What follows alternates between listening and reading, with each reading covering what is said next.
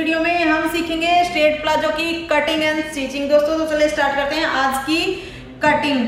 तो ये हमने दो फट्टियां ली हैं। कई बार आप इनके बारे में पूछते हो कि ये कौन सी होती हैं पैंट के लिए, प्लाजो के लिए। तो ये सेपर फट्टी है और ये स्ट्रेट फट्टी है। तो आप इसको किसी भी शॉप से ले सकते हो। तो सबसे पहले हमने एक सीधी लाइन ड्रॉ कर लेनी है। आप इसके बारे में भी पूछना चाहोगे कितना हमने फैब्रिक लिया, तो 2.5 मीटर मैंने फैब्रिक लिया है।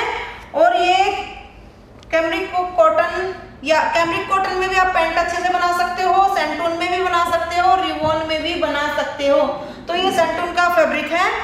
यहाँ से सीधी लाइन क्रिएट करने के बाद आपने इसका माप चेक करना है कि कितना माप है। 36 हमने इसकी लेंथ चेक करनी है।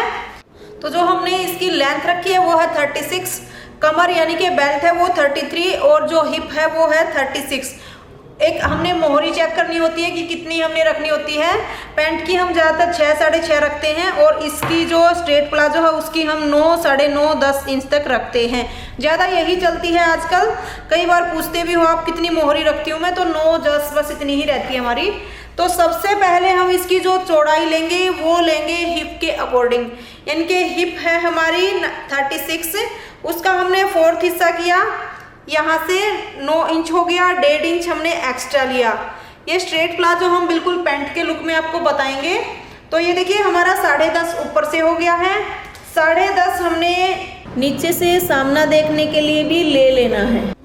तो ये हमने सीधी लाइन ड्रॉ कर दी है। उसके बाद हमने इसका आसन लेना है। तो वो हम कैसे लेंगे, तो आसन हम लेते हैं कमर के हिसाब से, यानी कि बेल्ट के हिसाब से। तो इनकी जो कमर है, बेल्ट है, वो है 33। तो यहाँ से हमने 1 इंच माइनस करना है और जो 33 है उसका 4th हिस्सा लेना है। 8.5, पौने 8, 8.5 इसका 4th हिस्सा हो गया। 1.5 इंच हमने फिर से एक्स्ट्रा लेना है। सही समझ आया होगा आपको। 1.5 इंच हमने हिप में एक्स्ट्रा लिया है। 1.5 इंच हमने कमर में यानी कि आसन के लिए जो बेल्ट का माप लिया था उसमें एक्स्ट्रा लिया है। तो इसको हम बिल्कुल यहाँ से सीधा कर लेते हैं। ये हमने क्रोच एरिया के लिए निशान लगाया है। आप इसको चाहो तो बिल्कुल सीधी पट्टी से भी सीधा कर सकते हैं। अब ये देखिए 2.5 इंच हम इसका आसन का निशान लगाएंगे क्रोच एरिया के लिए। वो आप कई बार पूछते हो कि हमें 2 इंच, 2.5 इंच, पौने 3 कितना लेना होता है। तो ये हम लेते हैं साइजेस के हिसाब से, यानी कि नॉर्मल जो साइज है हमारा वो 2.5 इंच ही लेते हैं सभी नॉर्मल साइज के लिए। हेल्दी हो जाए तो हम 3, 3.5 तक भी ले सकते हैं। अगर थोड़ा सा कमी है तो हम 2, पौने 2 तक भी रख सकते हैं। तो आई होप आपको समझ आया होगा। ये हमने लिया है 1 इंच ऊपर निकाल के बेल्ट के हिसाब से, और ये हमने लिया था हिप के हिसाब से, यानी कि हिप का 4th हिस्सा 1.5 इंच एक्स्ट्रा, बेल्ट का 4th हिस्सा 1.5 इंच एक्स्ट्रा। अब हम इसको इस तरीके से राउंड शेप दे देंगे। ये हमने राउंड शेप इस तरीके से दे दिया है। अब हमने, कई बार आप बोलते हो कि हमारी जो पैंट है, प्लाजो है, वो बिल्कुल घूमती है, बिल्कुल स्ट्रेट नहीं रहती। तो उसका प्रॉपर जो कारण है वो बताती हूँ। एक तो यही था, आप क्रोच एरिया अच्छे ढंग से नहीं ले पाते। दूसरा, हम इसका यहाँ से सेंटर देखते हैं। तो इसका सेंटर हो गया 6.5। हमने नीचे मोहरी की तरफ भी निशान लगाना है 6.5 पर। तो हमने एक बार लेंथ चेक कर लेनी है। ये देखिए यहाँ से लेंथ देखेंगे, 1 इंच ऊपर बेल्ट का निकाला। उसके बाद हमने लेंथ का निशान लगाया है 36 पर। 36 पर लेंथ का निशान लगा दिया। 3 इंच हम एक्स्ट्रा लेते हैं फोल्ड के लिए। तो इस तरीके से हमने लेंथ का माप लेना है। अब हमने जो ये निशान लगाया था 6.5 पर, ये मैं आपको फिर से समझा दूं। 6.5 इस तरीके से यहाँ से वही निशान उठाया था। तो इस मोहरी का जो निशान है उसको हम एक बार सीधा कर लेते हैं। सो ये हमने 6.5 इंच पर निशान लगाया है। अब हमने इसकी मोहरी कितनी रखनी है वो देखने वाली बात है। तो ये देखिए हमने इसकी जो मोहरी है वो रखनी है 9.5 इंच की रेडी रहेगी ये। तो हमने 5 इंच पर निशान लगाया, 5 इंच पर इधर निशान लगाया, यानी कि 10 इंच पर हमने निशान लगा लिया है। अब हमें ज़रूरत पड़ेगी शेपर पट्टी की। तो यहाँ से हमने बिल्कुल जो निशान लगाया है क्रोच एरिया तक, ये निशान इस तरीके से लगा लेना है। अब सेम यही निशान हमने यहाँ से यहाँ तक ऐसे लगा लेना है। अब हम इसको इस तरीके से यहाँ से लगा देंगे, हल्का सा राउंड देने के लिए। कई बार आप ये भी पूछते हो कि हमारा जो प्लाजो है, पैंट है, ऊपर से ज़्यादा ही लूज रहता है, तो उसका कारण ये भी होता है। आप ये निशान यहाँ से जैसे आपने ये लगाया है, थोड़ा सा अंदर की तरफ करके रख सकते हो। इनके एक तरीके से मैं आपको दिखाऊं, ये तो हमने बिल्कुल इक्वल लगा दिया, बट थोड़ा सा निशान आप हल्के सा अंदर की तरफ रख सकते हो, वो भी ऊपर ऊपर से, बिल्कुल थोड़ा सा। ऐसे ही आप हल्का सा नीचे यहाँ से ऊपर की तरफ रख सकते हो। कई बार आप ये बोलते हो आपकी पैंट की फिटिंग बिल्कुल नहीं आ रही, तो वो पैंट में आप हम लेते हैं 3.5-3। आप जब पैंट की ज़्यादा फिटिंग चाहते हो तो यहाँ से लिया करो माप लगाने में 3-3 इंच, 3.5 की बजाय 3-3 इंच, आपकी पैंट की फिटिंग एकदम बढ़िया आएगी। तो हम इसकी एक बार कटिंग कर लेते हैं।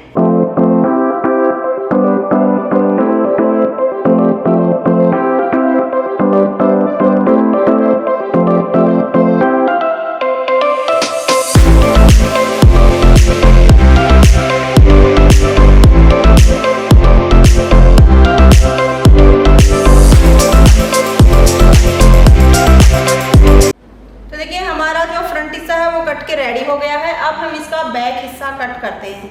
तो जो पीछे हमारा फैब्रिक बच गया उसमें से हम बैक हिस्सा कट करेंगे। स्ट्रेट प्लाजो आप इक्वल भी कट कर सकते हो, उसका मेथड थोड़ा सा अलग है, मैंने यूट्यूब पर बहुत अच्छे तरीके से बताया हुआ है, आप मेरी प्रोफाइल में जाकर के चेक कर सकते हो। वाइट कलर का जो प्लाजो दिखेगा आपको, वो बहुत ही फिनिशिंग से मैंने उसी तरीके से बताया हुआ है। ये पैंट के लुक में है, सो इसलिए हमने 1.5-2 इंच नीचे की तरफ करके इसको बिछाना होता है। अच्छा, मैंने ये सीधे निशान एक बार लगाए हैं, मैं आपको बिल्कुल समझाऊंगी कि हमने किस पर्पज से और किस तरीके से इनको लगाया है। तो देखिए हमने ये निशान लगा दिए हैं इस तरीके से। तो कैसे हमने लगाए वो देखिए, यहाँ से हमने 1.5 इंच एक्स्ट्रा लिया है, ये देखिए इस तरीके से 1.5 इंच एक्स्ट्रा, बट वो तिरछा जहाँ तक गया वो हमने ले लिया। नॉर्मल साइज है तो हमने यहाँ से 2.5 इंच ही लिया है। 2 इंच भी आप रख सकते हो, अगर किसी की हिप ज़्यादा नहीं है तो आप 2 इंच इसको रख सकते हो, वो बिल्कुल ही कम है तो आप 1.5 भी रख सकते हो, ज़्यादा ही हैवी है तो 3-3.5 भी इसको रख सकते हो। और ये क्रोच एरिया भी हमने इससे आगे 2.5 इंच लिया है नॉर्मल साइज के लिए, वही फिर कम ज़्यादा वाली बात। फिर यहाँ से हमने जैसे कि 1.5 इंच ऊपर की तरफ सीधी लाइन करके एक्स्ट्रा लिया है। जहाँ तक हमारी ये लाइन गई वहाँ तक आपको इस तरीके से इसको मिला देना है। इनके पहले हमने ऐसे लाइन ड्रॉ की इस तरीके से, और यहाँ से इसको ऐसे कट करेंगे। अब ये राउंड शेप हमने नीचे से 1 इंच की ली है, इनके 1 इंच एक्स्ट्रा हमने लिया है इस फैब्रिक से, और उसके बाद यहाँ पर 2.5 इंच एक्स्ट्रा ले करके उसके साथ ऐसे मिला दिया है। बस इसमें और कुछ भी एक्स्ट्रा नहीं होता। अगर आपके पास इंची टेप है और शेपर पट्टी नहीं है तो आपने ऐसा करना है, 1 इंच यहाँ से लेना है, 1.5 इंच सेंटर से लेना है और 2.5 इंच ऊपर से लेना है, बस इतना ही एक्स्ट्रा लेना होता है। अब हम इसकी भी कटिंग कर लेते हैं।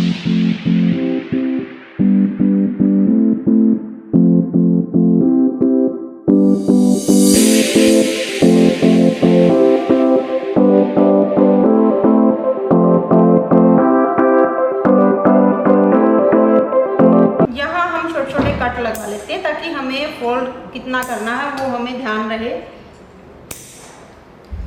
तो हमारा ये प्लाजो भी कट के रेडी हो गया है। उसके बाद हम इसकी आपको स्टिचिंग दिखाएंगे। बेल्ट एक्स्ट्रा लेंगे, पॉकेट लगाएंगे। पॉकेट भी आपको एक बार कटिंग करके दिखा देते हैं। तो देखिए हमने 13-13.5 इंच की लेंथ रख लेनी है। उसके बाद हमने एक साइड से हम 7 इंच रखते हैं और एक साइड से हम 6 इंच की चौड़ाई रखते हैं। इसको इस तरीके से तिरछा कट कर देंगे और ये जो सीधा हिस्सा है यहाँ से इस तरीके से इसका राउंड देंगे। बस इतनी सिंपल ही होती है ये पॉकेट कट भी। कुछ भी एक्स्ट्रा नहीं होता। यहाँ से हमने ऊपर की तरफ 2.5 इंच पर एक निशान लगा लेना है और नीचे कितना आप ओपन रखना चाहते हो उतना ओपन रख लीजिए। इनके 6 इंच का मैंने ओपन हिस्सा इसका रखा है, यहाँ से सिलाई लगा के इसको रेडी कर देंगे। तो आई होप आपको कटिंग बहुत अच्छे से समझ आई होगी। तो इसी तरीके से और भी अच्छी और वीडियो देखने के लिए सबसे पहले तो आप हमारे चैनल को सब्सक्राइब कर लीजिए और डेली टू डेली हम अब वीडियो डालने लगे हैं, तो बहुत ही अच्छा आपको कुछ सीखने को मिलेगा। एक चीज़ आपने देखी होगी, हम कुछ ज़्यादा ही डिटेल में चले जाते हैं, तो वो सिर्फ आदत बन गई है क्लास देते देते ज़्यादा ही डिटेल समझाने की। तो चलिए अब हम इसकी स्टिचिंग भी एक बार देख लेते हैं। तो सबसे पहले हमने इनके आसन स्टिच कर लेने हैं दोनों, उसके बाद पॉकेट लगाएंगे और फिर बेल्ट और नीचे मोहरी रेडी करेंगे। तो देखिए गाइस, बहुत ही सुंदर इसका लुक आया है, बहुत अच्छा ये बना है, कहीं से भी उठ नहीं रहा है। और मैंने इसमें इनर भी नहीं लगाया है क्योंकि इनर लगाने से थोड़ी और ज़्यादा ग्रेस आती है। विदाउट इनर ये है और बिल्कुल लूज ही फैब्रिक है, जो मैंने बताया था रिबन जैसा ही है। तो आप देख सकते हो ये यहाँ से ऊपर से भी बिल्कुल परफेक्ट है। बेल्ट हमने लगाई है और बैक पे हमने इलास्टिक डाला है, तो बहुत सुंदर बना होगा और बहुत ही जल्दी ये रेडी हो गया। तो आई होप आपको ये वीडियो भी बहुत ज़्यादा पसंद आई होगी। ऐसी ही और अच्छी वीडियो देखने के लिए हमसे हमारे साथ बने रहें। थैंक